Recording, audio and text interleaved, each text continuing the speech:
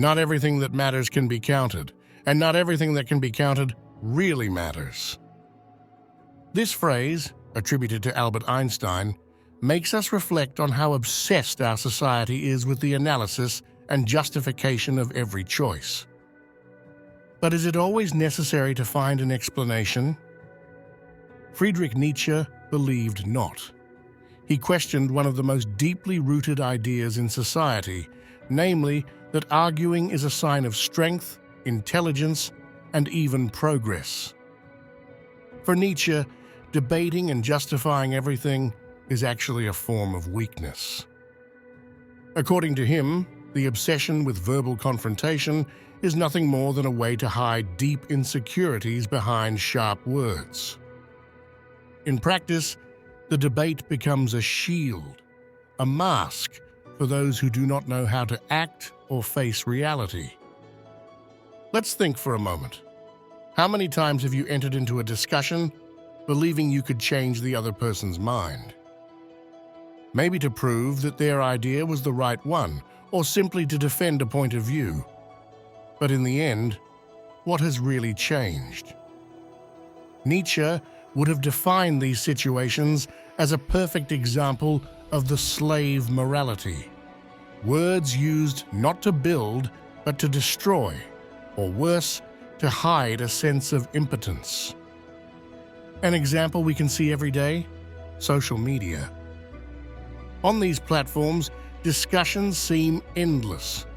Politics, morals, even insignificant details like the taste of a pizza can become the subject of heated debates. Yet how many of these conversations lead to real change?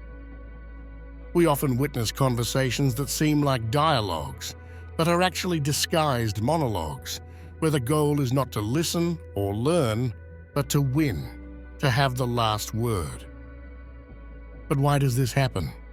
Perhaps because, as Nietzsche says, many people have no other way to assert themselves than through language. It is as if the ability to argue were a reserve weapon for those who feel deprived of other forms of power.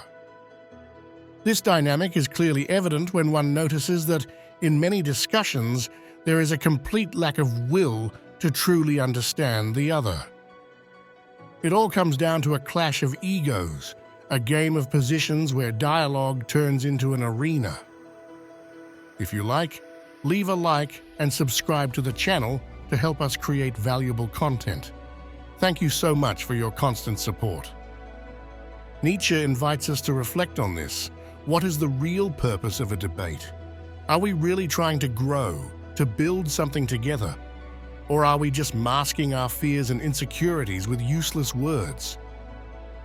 Perhaps, as the philosopher suggests, true courage lies not in speaking, but in knowing how to act without having to continually justify it.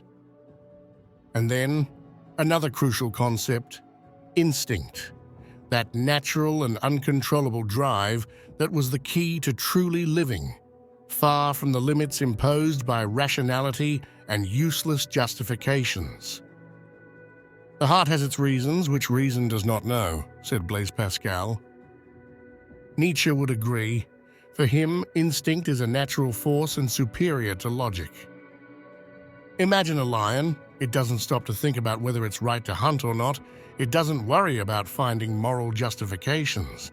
It simply acts. This, for Nietzsche, is the symbol of true strength. Doing what is natural without the anxiety of being judged or having to prove something to anyone.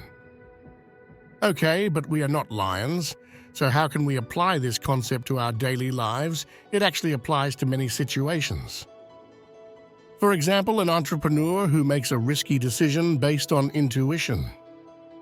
Or a footballer, every time he scores a goal, he follows his unstoppable instinct. And there are still many decisions that are made instinctively without endless calculations or analysis. Maybe you accepted an opportunity without knowing exactly where it would lead, or you made a risky choice because something inside you told you it was the right one.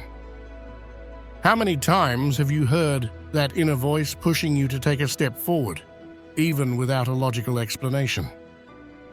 Maybe it happened at a pivotal moment in your life, like changing jobs, starting a new relationship, or taking a different path than usual. And maybe those choices often were among the best you've made. Well, Nietzsche invites us to rediscover this free and instinctive connection with our most authentic side. Following your instincts doesn't mean acting hastily or without thinking, but listening to that part of us that knows what's right, even without rational explanations. It's that inner voice that doesn't need approval or justification. What really matters is what you feel inside. Nietzsche was not against the use of reason. Indeed, he recognized its value. However, he warned against the danger of making it an obsession, something that ends up blocking action instead of guiding it. When you analyze every detail in search of the perfect decision, the risk is that of doing nothing, immobilized by the fear of making a mistake. Has this ever happened to you? A big choice, too many variables to consider, and then everything stops. According to Nietzsche, this is the moment when rationality ceases to be a useful tool and becomes a real tyranny. There is an alternative, however, and that is action. Even making mistakes for Nietzsche is better than remaining stuck in doubt. Schopenhauer, another great philosopher, saw the will as the driving force of life, but also the cause of suffering. Nietzsche, on the other hand, looked further. For him, acting is liberating, a choice that allows one to overcome inertia and truly live.